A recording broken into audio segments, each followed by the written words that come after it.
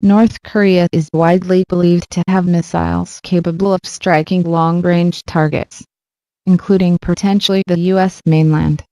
It also claims to have developed a hydrogen bomb and to be able to mount it on a missile.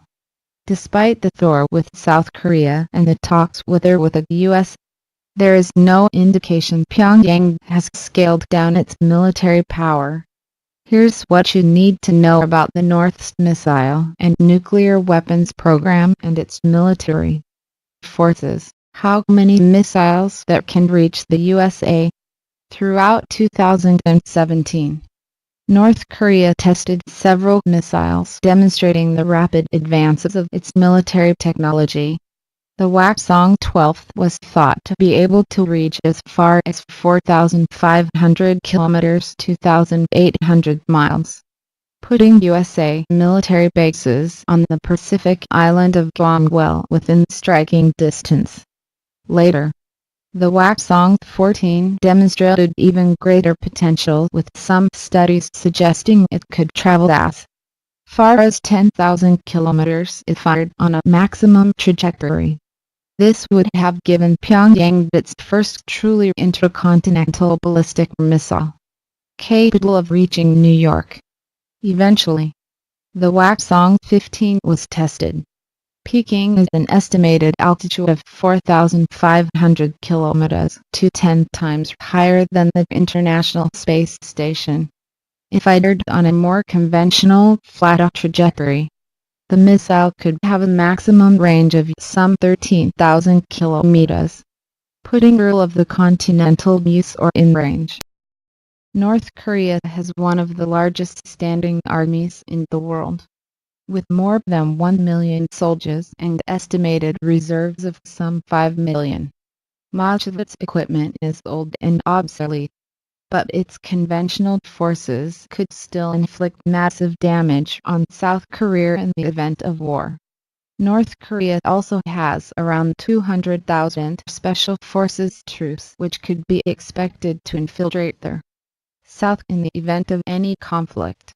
They could potentially exploit their semi-secret network of 20 to 25 large tunnels which span the demilitarized zone, the border area emerging behind South Korean and American forward lines.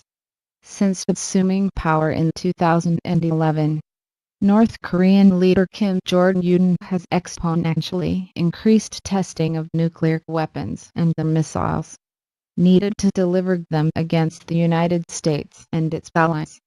Experts assess that the regime now has 30 or more nuclear weapons. In 2017, North Korea tested a weapon at least 10 times more powerful than those used in 1945, indicating it has developed highly destructive hydrogen bombs. North Korea likely already has the ability to hit South Korea and Japan with nuclear weapons on medium-range ballistic missiles. The regime also has chemical and biological weapons programs. The latter demonstrated when it used deadly VX nerve agent to assassinate the leader's half-brother in a crowded civilian airport in Indonesia. Pyongyang is also nearing deployment of intermediate-range missiles to threaten critical USA military bases in Guam, a key note in the defense of USA allies in Asia. North Korea is on the cusp of having the ability to reach the American homeland with nuclear-tipped intercontinental ballistic missiles (ICBMs). Pyongyang has successfully tested missiles that can reach the entire continental United States all the way down to Florida. Earlier this year, then CIA Director Mike Pompeo warned that the regime may complete the program within a handful of months. Pyongyang has frequently threatened to use its nuclear weapons to turn Washington into a sea of fire. The regime also announced that some of its missile launchers were practicing nuclear airbursts against USA bases in South Korea and Japan. Regime survival. North Korean leader Kim Jong-un claims his nuclear force constitutes a powerful deterrent that prevents the United States from starting an adventurous war. Pyongyang justifies its nuclear weapons as guaranteed protection against the USA hostile policy of intimidation, military attacks, and regime change against authoritarian regimes. The North Korean Military Supreme Command declared this land is neither the Balkans nor Iraq and Libya.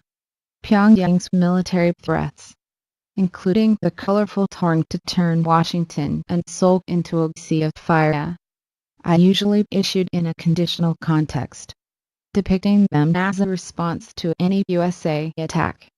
In his 2018 New Year's Day speech, Kim Jong-un declared as a responsible nuclear weapons state, "Our republic will not use a nuclear weapon unless its sovereignty is encroached upon by any aggressive, hostile forces with nukes."